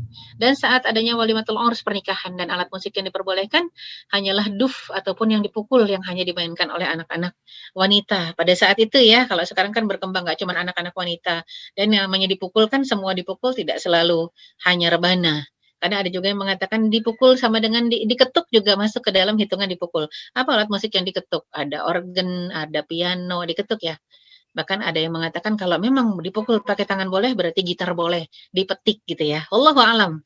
Karena ini tempatnya mahalul khilaf ya, memang tempatnya berbagai pendapat yang berbeda-beda ada di sini, maka kita harus lapang dada untuk menerima perbedaan tadi. Dan penyanyi yang ditonton khalayak ramai tidak boleh seorang bidu wanita dewasa. Wanita dewasa tidak boleh. Syair, lagu, nasyid, puisi harus berisi pujian dan kecintaan kepada Allah, Rasulnya dan ketaatan di jalan syariatnya. Ya, jadi memang harus berhati-hati dan hukum melantunkan bait-bait syair dan nasyid asalnya mubah, boleh. Namun tidak berlaku secara mutlak, ya. Artinya yang namanya diperbolehkan ada koridornya juga. Maka disebutkan melantunkan dibolehkan apabila memenuhi beberapa syarat berikut. 1. Bukan lantunan yang mendayu-dayu dan mendesah-desah. Sebagaimana yang diperagakan oleh para wanita dewasa atau bidu wanita saat ini ya. Zaman dulu jahiliyah juga begitu. Suaranya dibuat mendayu, mendesah, jangan ya. Kemudian kenapa nih kan kalau kita bilang jangan berarti yang kadang-kadang sekarang zaman sekarang udah ada kaset. Ya, ketika dia rekaman, ketika dia lagi ada di panggung mungkin nggak ada laki-laki khusus ya, just a woman, pokoknya woman only. Tapi begitu sudah berubah jadi kaset, laki perempuan bisa dengar. Ya, makanya memang penting sekali untuk berhati-hati dengan apa menyanyi ya. Atau kita yang biduan-biduan rumah kadang-kadang ya. Hati-hati juga kalau memang rumahnya ternyata sama tetangga nempel temboknya. Ya, jangan sampai kita ada suaranya indah, melengking tinggi, sebelah sana lagi ada yang denger. Bujang, wah repot ya. Bujang yang memang lagi gegana, gelisah, galau, merana karena seorang diri. Nah, ini penting buat kita untuk menjaga ya, menjaga suara kita. Jadi nasyid tersebut tidak sampai melalaikan kita dari mendengarkan Al-Quran. Jadi jangan sampai porsi mendengarkan nasyid, porsi mendengarkan lagu itu lebih banyak ya, nyanyian lebih banyak dibanding Al-Quran ya jangan. Nanti lebih hafal nyanyinya dibanding Al-Qurannya. Kemudian nasyid tersebut ya, nyanyian-nyanyian tersebut terlepas dari nada-nada yang dapat membuat orang yang mendengarnya menari dan berdansa. Ada juga musik-musik tertentu itu yang kalau dengar kayak kita dihipnotis. Ya, suaranya wah luar biasa deh. Ya, hipnotis bahkan. Hati-hati dari suara-suara kumpulan-kumpulan. Makanya sekarang ada sihir juga, sihir gendam ya. Suara juga yang bikin kita terhipnotis, hati-hati. Dan sebisa mungkin tidak diiringi oleh ya murid-murid musik-musik orkestra, alat musik yang diselisihi oleh para ulama. Jadi ulama sendiri tidak sependapat dan kebanyakan menolak kita pakai alat musik yang tasyabuh dengan agama lain ya. Tasyabuh dengan ritual agama lain seperti lonceng, trompet, seruling ya. Ini bahkan tadi kalau serulingnya anak gembala saja Rasul nggak mau dengar, bagusnya sih udah nggak usah pakai seruling ya. Mungkin ada yang bilang, aduh Ustazah, dangdut kan serulingan. Iya, hindarilah yang sebisa mungkin gitu ya. Kemudian trompet, lonceng, kalau lonceng lebih kepada Nasrani, trompet lebih kepada Yahudi. Ya, jadi sebisa mungkin yang rada-rada ke sana, pokoknya apapun juga jangan sampai, kalau bisa jangan sampai tasyabuh ya. Kemudian tasyabuh itu meniru adat istiadat yang tidak bersumber dari Islam, meniru syariat lain ya. Kemudian juga yang kelima maksud. Ya, kita lihat maksud mendengarkannya bukan mendengarkan nyanyian dan nadanya, namun tujuannya adalah untuk mendengar nasyid ataupun baitnya, syairnya. Kadang-kadang kan kita terjebak dengan lantunan musik sampai lupa syair ya. Kadang kita hafal lantunan musiknya, ternyata syairnya mencela-cela Allah, bahkan menduakan Allah, musyrik. Ada tuh ya, yang kayak tadi lah misalnya kaulah segalanya bagiku ya, hanya untukmu hidupku. Aduh ya Allah, kalau itu untuk Allah boleh. Tapi karena kita nyanyinya asal dengar nadanya misalnya ya, maka aku apa misalnya ada juga yang mengatakan, aku kalau tidak menjadi milikmu atau engkau tidak menjadi milikku lebih bagus aku mati. Wah itu gawat, itu musyrik ya.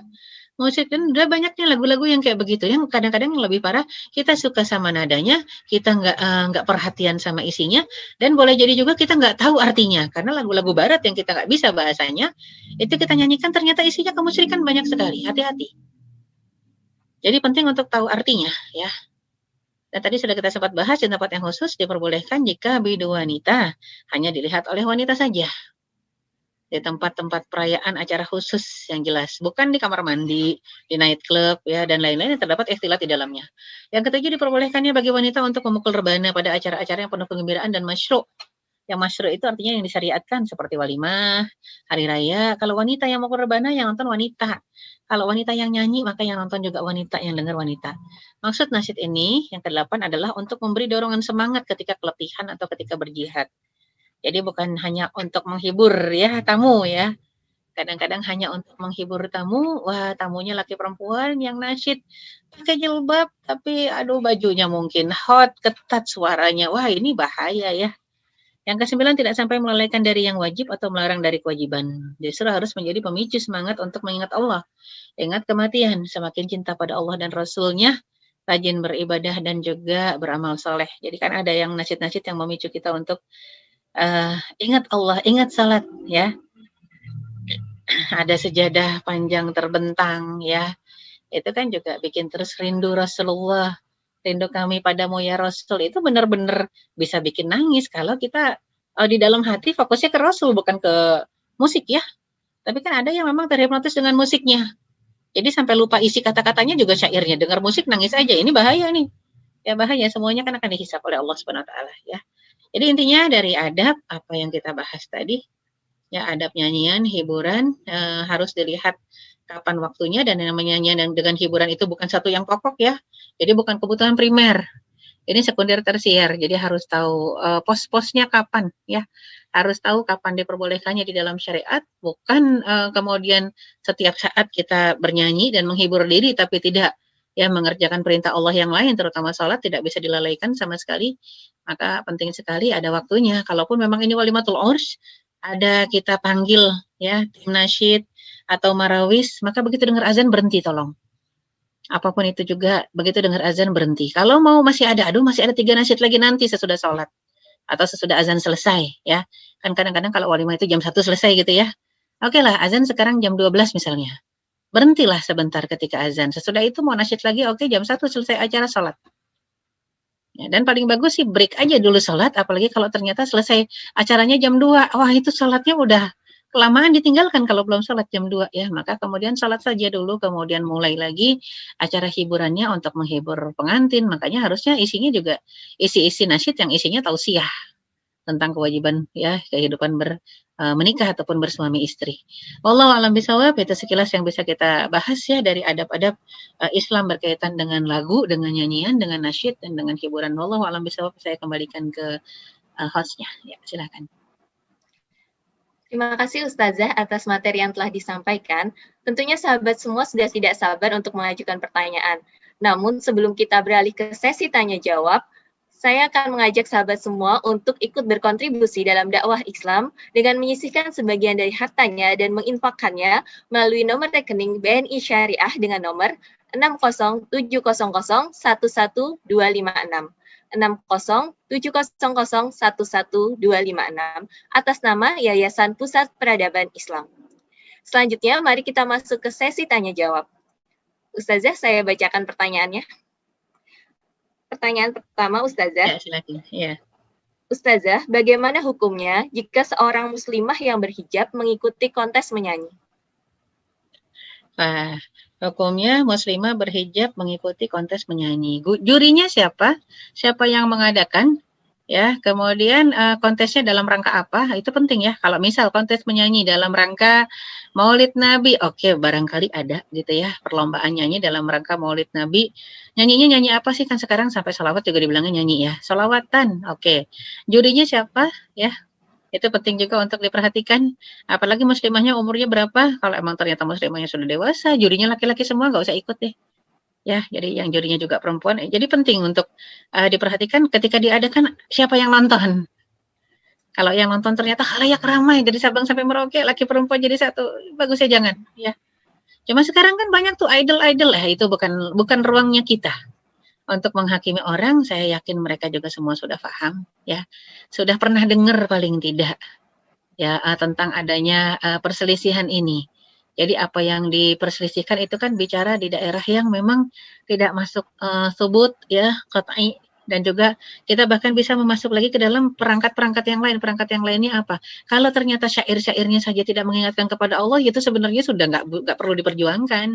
Ya, syair yang mengingatkan kepada Allah yang kita perjuangkan boleh. Itu pun pakai melihat apanya ini, publik umum ataukah khusus untuk muslimah saja. Kalau publik umum juga masih rada-rada bahaya. Beberapa teman saya, beberapa murid saya, ibu-ibu majelis taklim, cantik-cantik suaranya ya.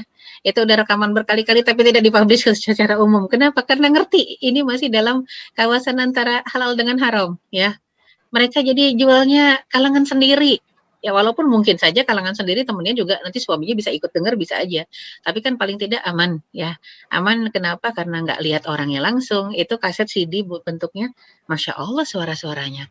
Sampai sekarang walaupun Allah alam di luar sana kan saya tidak tahu apakah mereka akhirnya kerja mungkin aja jadi penyanyi di tempat yang mana. Tapi ternyata alhamdulillah mereka membatasi diri. Kadang-kadang nyanyi Ustazah di mana? Di panti jompo. Oke lah kalau panti jompo nggak apa-apa. Ya, jadi buat kakek-kakek, nenek-nenek katanya. Akhirnya ada yang nyanyi juga di sana, perempuan dewasa. Nggak apa-apa, sudah kakek-kakek, nenek-nenek untuk menghibur mereka.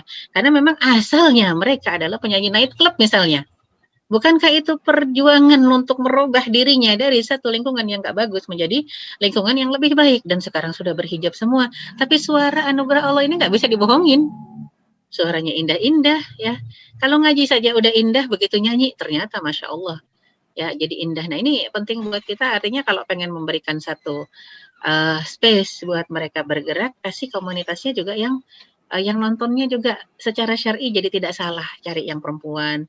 Kalau lomba jurinya perempuan, tidak dihadiri oleh laki-laki yang lawan jenis, laki-laki yang bukan mahram gitu ya, lawan jenis yang bukan mahram.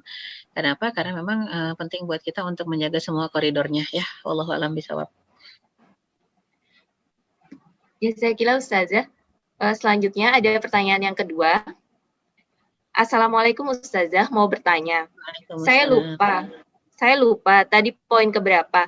Nasid yang tidak boleh iramanya menarik kita untuk menari. Berarti mendengarkan musik sambil menari-nari, mengikuti irama musik nggak boleh ya Ustazah. Kemudian mesti perhatikan kata-katanya. Berarti kalau lagu-lagu barat yang kata-katanya baik dan memberikan motivasi, boleh ya Ustazah? Ya, tadi itu banyak poinnya ya, termasuk sebisa mungkin menghindar, menghindar dengan alunan musik saja. Saya yakin pada suka dengar instrumen juga ya, instrumen. Ada yang pernah tahu kitaro ya, instrumen Jepang, ya. Hati-hati itu ya, itu instrumen-instrumen yang bisa menghipnotis. Ya, berhalusinasi, dan ternyata banyak juga yang dari suara-suara yang bukan alat musik pukul ya, yang benar-benar betul-betul dihalalkan sama Rasul cuman yang pukul gitu kan, yang selebihnya berarti mukhtalafun fih, ada perbedaan pendapat ya. Yang pukul kan termasuk ketuk, pukul ketuk oke, masih oke, sampai petik juga. Kenapa? Tapi kalau yang tiup-tiup semuanya itu sudah wilayah remang-remang, sebisa mungkin dijauhi gitu ya. Kalau misalnya masih pukul, ketuk, petik, oke lah. Segala jenis genderang, rebana, gamelan, ya gong, drum band, sampai mungkin gitar ataupun piano, organ, oke. Walaupun yang betul-betul dibolehkan sebenarnya yang digebuk gitu ya, yang dipukul, bukan dipetik ataupun bukan diketuk ya. Tapi itu masih bisa disandarkan. Tapi kalau yang sudah pakai yang mulut, itu sudah harus dijauhi sebenarnya. Jadi itu satu sisi. Kemudian nyanyi, nari. Tadi saya sudah sebutkan kebiasaan orang Arab itu nyanyi sama nari. tapi ternyata nyanyi sama narinya ruangannya terpisah, laki-laki dengan perempuan. Yang dilarang itu adalah ya tadi satu hadis sendiri cukup panjang yang disebutkan oleh Rasulullah, kebanyakan orang kalau sudah dengerin lagu itu sambil minum alkohol, ya, kemudian juga akhirnya sambil minum alkohol, kemudian main judi sampai akhirnya ma'azif wal mughanniyat, penyanyinya wanita, tempatnya remang-remang, apa yang dibayangkan sesudah itu yang terjadi, ya. Makanya kenapa itu yang harus dihindari. Tapi kalau laki pesta sama laki-laki sendiri, perempuan sama-sama perempuan sendiri, dan tujuan pestanya, saya kalau sebut pesta itu berarti di Indonesia kan ya aslinya walimah gitu ya. Walimahnya tujuannya misalnya kendurinya untuk kenduri yang bagus, kenduri apa walimatul urs, atau misalnya kalau sekarang ada walimatul khitan ya, pestanya ini selamatan lagi di khitan. Di khitan kan tamunya juga laki perempuan ya. Kadang-kadang yang gede-gede datang, padahal dulu nggak ada walimatul khitan, sekarang aja adanya walimatul khitan. Kalau dulu mungkin walimatul safar ada, mau musafir jauh. Kalau sekarang walimatul safar hanya berkaitan dengan haji dan umroh. Padahal yang namanya walimatul safar itu mau musafir kemanapun juga musafir ada kan walimatul safar. Kalau walimatul safar sambil nyanyi-nyanyi boleh nggak? Boleh, laki sama laki, perempuan sama perempuan. Jangan jadikan satu. Artinya ini jangan sampai setiap musik yang kita dengar ini di tengah umum nih, ada laki, ada perempuan. Sekarang kan laki perempuan joget bareng, nggak usah susah-susah deh. Kalau dengar tayangan ada misalnya lagi apa tuh nanggep campur sari, dangdutan, itu yang joget pakai jilbab loh, pakai hijab ya, ikut joget juga turun, ya langsung turun ke plazanya dansa itu joget laki perempuan. Nah, itu yang dilarang. Jadi kalau memang lingkungannya mendukung, tempatnya, situasi, kondisi mendukung, nari nggak apa-apa. Tapi hanya bisa dilihat oleh yang sejenis saja ya. Sama tadi ya, jelas poinnya ya, sampai alat-alat musiknya. Lagu barat gimana? Kalau lagunya Maher Zain sih oke. Lagu Maher Zain lagu barat tuh. Ada yang pakai bahasa Inggris, malah ada yang pakai bahasa India. Kalau untuk mengingatkan kepada Allah, kenapa? Nggak masalah ya. Dan masih banyak juga lagu-lagu Yusuf Islam yang dulunya Cat Stevens ya, nggak masalah. Kenapa? Lagu-lagunya sudah mengingatkan sekarang kepada Allah Subhanahu wa taala. Silahkan ya. Atau juga kadang saya kemarin itu baru dengar satu instrumen lagunya Titanic, tapi ternyata dirubah syairnya. Lagunya lagu Titanic tapi syairnya dirubah. Saya lupa kalau nggak salah Ramadan ya, tentang Ramadan atau tentang kecintaan kepada Rasul, kecintaan kepada Rasul. Isinya dirubah semua syairnya, tapi pakai instrumen lagu Titanic. Ya, jadi memang itu harus hati-hati ya, jangan sampai akhirnya melenceng ke sana. Nah, itu kan sekali lagi akhirnya kembali kepada kita. Ketika kita mendengarkan lagu tujuannya untuk apa? Kalau memang dalam satu kondisi kita sangat butuh, karena memang lagi kering jiwanya, udah pakai dosis Quran masih nggak mempan, ya. Sebenarnya kita minta harus kepada Allah khusus berduaan, minta diganti hatinya kalau dosis Quran aja nggak mempan. Tapi oke, nggak ada salahnya ya, dicampur dosis-dosis yang lain, asal dosis yang lainnya tidak merupakan racun ya, untuk apa? Untuk akhlak kita. Wallahu a'lam bishawab. Baik Ustazah, saya lanjutkan ke pertanyaan ketiga. Ya, silakan. Assalamualaikum Ustazah. Waalaikumsalam. Mau tanya, bolehkah mendengarkan sholawat-sholawat yang diiringi dengan alat musik untuk mengisi waktu, misalnya dalam perjalanan? Bagus. Kalau dalam perjalanan berarti kendaraan ya, nggak masalah.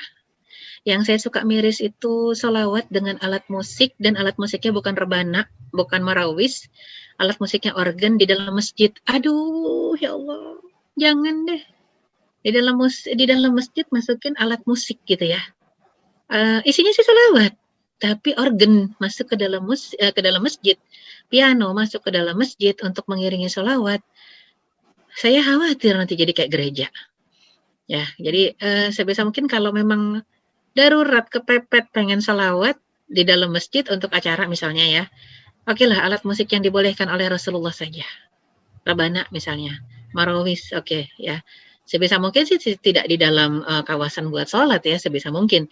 Tapi kalau memang pengen misalnya lagi ada akad nikah gitu ya, pengantinnya datang diiringi dengan rebana, oke lah nggak apa-apa, sampai pintu depan masjidnya, sampai tempat mau akad nikahnya. Tapi jangan organ deh ya. Tasyabuh man tasyabbah biqaumin fahuwa minhum. Yang tasyabuh, niru-niru, ngikut-ngikut, mirip-mirip dengan satu kaum, maka dia ditulis oleh Allah sebagai golongan kaum tersebut. Kan takut kita. Sholawatnya nggak masalah ya, tapi iringannya saja. Ya, cari yang memang betul-betul ciri khas umat Islam itu apa ya. Wallahu a'lam bishawab. Jadi Baik, kalau di Ustazah. mobil silakan ya, di mobil nggak harus rebana dong. Pokoknya salawatnya aja intinya ya. Ya, baik, Ustazah. Pertanyaannya selanjutnya, Ustazah. Assalamualaikum Ustazah, bagaimana pendapat Ustazah terkait aplikasi TikTok yang booming di kalangan remaja? Wah, TikTok. Aduh, ngeri ya kalau TikTok. Fungsinya apa sih sebenarnya? Jelas itu termasuk yang tadi ngabisin waktu. Ya, wallahu a'lam apa TikTok pernah dipakai aplikasi jadi salawat, saya nggak ngerti ya. Misalnya salawat pakai TikTok, kayaknya saya belum pernah lihat tuh. Yang ada joget-joget rasanya TikTok. Ya, ataupun saya belum pernah lihat yang lain.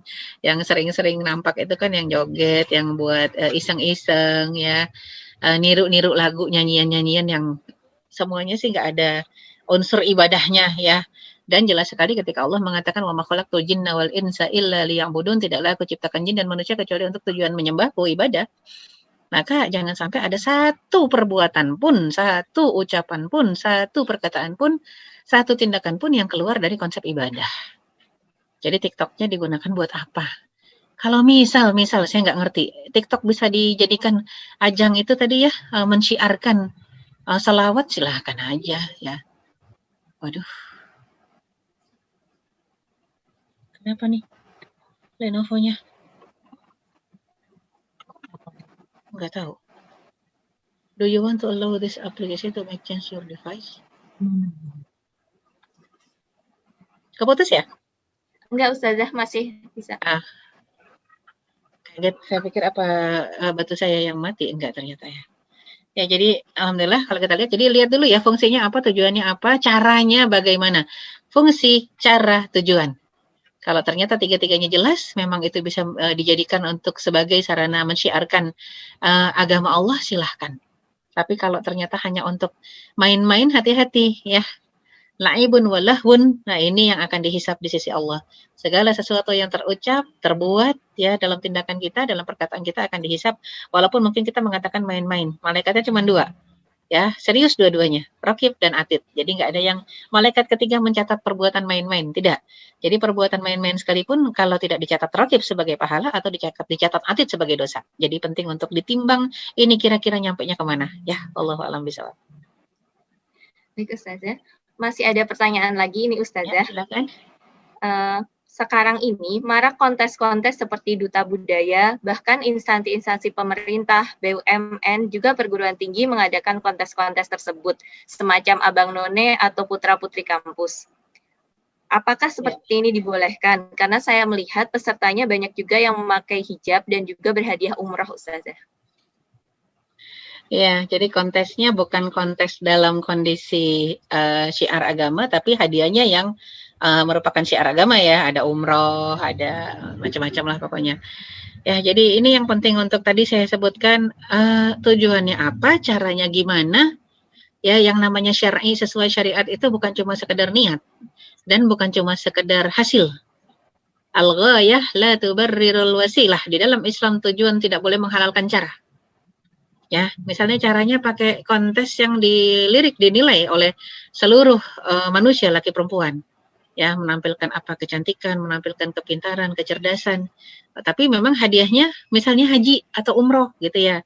Akan tetapi ini caranya ya, dan ternyata yang namanya kontes muslimah kan memang ada Miss World ya, ada juga Miss World muslimah ya, edisi muslimahnya ada kan Miss World-nya sekarang.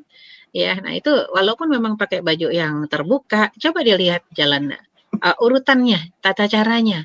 Ya, apakah pakai baju tertutup, pakai bajunya tidak terbuka sama sekali, pakai baju yang memang tertutup, yang pakai hijab tidak terbuka sama sekali, coba dilihat dari jurinya, kemudian dari apa unsur penilaiannya, kalau kecerdasan dalam sisi apa, kemudian betul-betul nggak tidak terpapar sama sekali auratnya. Karena kadang-kadang yang namanya Miss World tetap suka ada, aduh mohon maaf ya, punten.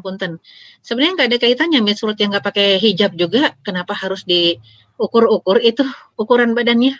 Kan nggak ada kaitannya. Yang namanya kecerdasan kan nggak perlu tahu ukuran dada berapa, lingkar pinggang berapa, nggak ada urusannya kan. Tidak ada hubungannya antara kecerdasan otak sama ukuran postur sebenarnya. Ya, akan tetapi kan kalau mereka sendiri sampai mengukur seperti itu, ada idealita dari sisi duniawinya, maka kalau Miss World yang muslimah harusnya tidak begitu. Dan saya tidak tahu kriterianya apa yang mereka cari di muslimah itu, tapi intinya kalau kita muslim punya patokan. Innama yakhsyallaha min ibadihil ulama, yang disebut alim, ulama ya, yang patut dijadikan idola itu yang yakhsyallah, yang takut kepada Allah. Bukan cuma semata dilihat IQ-nya, tapi juga ada emotional question-nya ya, ada spiritual question-nya. Jadi banyak hal yang harus kita lihat sebenarnya, bukan cuma sekedar IQ intelijensianya saja. Ya, tapinya ada ESQ-nya juga, semuanya harus dilihat ya dan dinilai. Dan yang menilai itu memang betul-betul harus orang yang punya kompetensi. Jarang di seluruh dunia yang menilai hafalan Quran 30 juz ya secara tajwid dan tartil, jarang. Biasanya hanya pengetahuan umum ya. Wallahu a'lam bishawab. Baik Ustazah, izin satu lagi pertanyaan terakhir. Jika seseorang berprofesi sebagai penata musik, adakah rambu-rambu yang diperhatikan ketika menciptakan sebuah karya musik atau seni?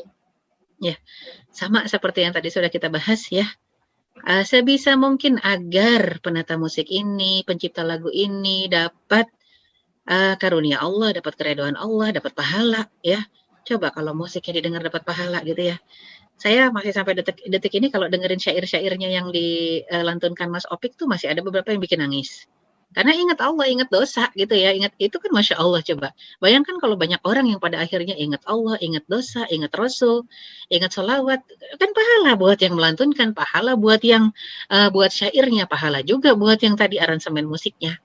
Makanya sebisa mungkin sih aransemen musik juga ya, memikirkan tadi yang mukhtalafun fih, yang rada-rada mengundang perbedaan pendapat di kalangan ulama, jauhin ya. Nah, kan dia yang mengarrange kan ya, yang dia penata musiknya. Artinya dan kemudian cari yang memang betul-betul sudah mendekat gitu ya, dengan apa-apa yang sepakat, yang boleh itu yang dipukul semua berarti boleh. Yang rada-rada bisa bersandarkan kepada yang pukul berarti yang petik, yang ketuk oke, gitu ya. Tapi kalau yang tiup-tiup rada-rada semuanya nyaris itu terjadi perselisihan yang sangat sengit di antara para ulama. Kalau bisa jauhi gitu ya, kalau bisa jauhi. Artinya kan itu saja spesies sudah sangat luas. Jadi pertama niatnya luruskan, kedua jangan membuatkan musik ataupun mengarrange musik untuk yang syair-syair cinta dunia, cinta syahwat ya. Yang hidupku dan matiku hanya untuk munya bukan Allah. Nggak usah dibuatin musiknya deh yang kayak begitu mah ya. Nanti ikut kebagian dosanya. Walaupun mungkin yang mengarrange musik mengatakan saya mah aransemen musiknya aja Ustazah, yang buat syair kan beda. Iya, tapi kita mendukung dia, jangan deh. Ya kalau bisa carilah yang memang isi syairnya juga semua yang menggambarkan kekuasaan Allah di alam semesta ini, membuat kita semakin ingat kepada Allah, mencintai Rasulullah dan yang semua amal-amal soleh kebaikan itu ya. Lagu-lagu Bimbo kan juga banyak yang sederhana ya. Rindu Rasul, ada sejadah yang kayak begitu. Tapi sampai sekarang lagu-lagu itu kalau terdengar aja, padahal simple, kayaknya cuman gitar alatnya gitu ya. Tapi bisa mengundang kedekatan kita kepada Allah SWT. Wallahu a'lam bishawab. Jazakillah khair Ustazah. Ya, iya. Dengan terjawabnya pertanyaan terakhir tadi, sampailah kita di sesi akhir kajian pada hari ini. Mohon perkenannya Ustazah untuk menyampaikan penutupan dan sekaligus juga doa. Ya, baiklah akhwat fillah rahimakumullah. Tentunya kita tidak ingin masuk ke dalam golongan orang-orang yang terhitung lalai ya. Lalai dengan dunia sampai akhirnya kehilangan fokus dalam perjalanan kehidupan ini, yang harusnya memang fokus kita adalah mencari keselamatan sampai ke rumah kita kembali. Pulang kembali ke rumah judulnya ya.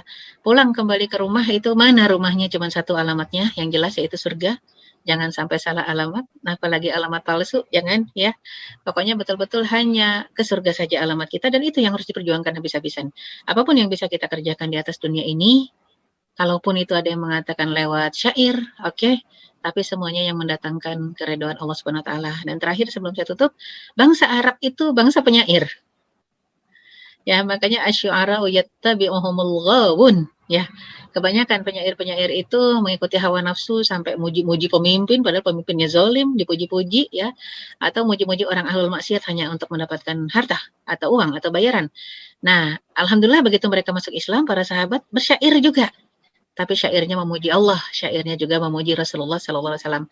Maka buat kita juga insya Allah tidak ada yang mustahil, tidak ada yang tidak mungkin, maka teruslah belajar. Semoga Allah SWT mendatangkan kepada kita hidayahnya, inayahnya, dan ilmu yang Allah berikan kepada kita barokah. Tidak cuma cukup sekedar mengetahui halal haram, tapi kita tahu mana yang lebih dari halal haram. Ada yang mubah, ada yang makruh, ya. Ada yang sunnah. Semoga kita diberikan rizki oleh Allah untuk bisa memahami itu semua. Amin ya rabbal alamin. Baiklah, kita akhiri dengan sama-sama beristighfar. Astaghfirullahalazim, astaghfirullahalazim, astaghfirullahalazim, alladzi la ilaha illa huwal hayyul qayyum wa atubu ilaik. Allahumma lakal hamdu hatta tarda, wa lakal hamdu idza radit, wa lakal hamdu ba'da ridha, wa lakal hamdu awwalan wa akhira, wa lakal hamdu batinan wa zahira. Allahumma salli wa sallim wa barik ala sayyidina Muhammad wa ala alihi wa sahbihi ajma'in wa man tabi'ahum bi ihsanin ila yaumiddin. Allahumma taqabbal minna innaka antas samiul alim wa tub alaina innaka antat tawwabur rahim. Rabbana zalamna anfusana wa illam taghfir lana wa tarhamna lanakunanna minal khasirin. Rabbana la tuzigh qulubana ba'da idh hadaytana wa hab lana min ladunka rahmah innaka antal wahhab. Allahumma arinal haqqa haqqa warzuqna ittiba'ah wa arinal batila batilan warzuqna ijtinabah. Allahumma ati nufusana taqwaha wa zakkiha anta khairu man zakkaha anta waliyuha wa maulaha. Allahumma inna nas'aluka husnal khatimah wa na'udzubika min su'il khatimah. Rabbana hab lana min azwajina wa dhurriyyatina qurrata a'yun waj'alna lil muttaqina imama. Rabbana atina fid dunya hasanah wa fil akhirati hasanah wa qina adzaban nar. Subhana rabbika rabbil izzati amma yasifun wa salamun alal mursalin walhamdulillahi rabbil alamin. Aku qouli hadza wa astaghfirullah li wa lakum. Assalamualaikum warahmatullahi wabarakatuh. Mohon maaf lahir batin. Akhwat semua mohon pamit. Assalamualaikum warahmatullahi wabarakatuh. Waalaikumsalam warahmatullahi wabarakatuh. Jazakillah khairan katsiran Ustazah. Semoga materi yang telah disampaikan ini dapat menjadi amal jariah bagi Ustazah. Amin. Dan semoga Allah senantiasa memberikan keselamatan, kesehatan bagi Ustazah sekeluarga. Amin. Dan semoga bagi kita semua yang mendengarkan materi kajian hari ini dapat menambah wawasan kita, wawasan keilmuan kita, dan dapat memposisikan diri dengan benar tentang bagaimana terhadap musik itu sendiri. Selanjutnya, saya juga mengingatkan kepada sahabat manis semua untuk kembali mengikuti kajian manis pada pekan-pekan selanjutnya yang diadakan secara rutin setiap bulan pada pekan pertama dan juga pada pekan kedua, dan dapat saksikan secara langsung di YouTube maupun Instagram. Selanjutnya, saya selaku MC mohon pamit undur diri dan mohon maaf apabila ada kesalahan selama saya memandu jalannya acara. Marilah kita tutup kajian kita pada siang hari ini dengan bacaan hamdalah, alhamdulillahirrabbilalamin, istighfar, astaghfirullahaladzim, dan doa penutup majelis. Subhanakallahumma wa bihamdika asyhadu alla ilaha illa anta astaghfiruka wa atubu ilaik. Wassalamualaikum warahmatullahi wabarakatuh.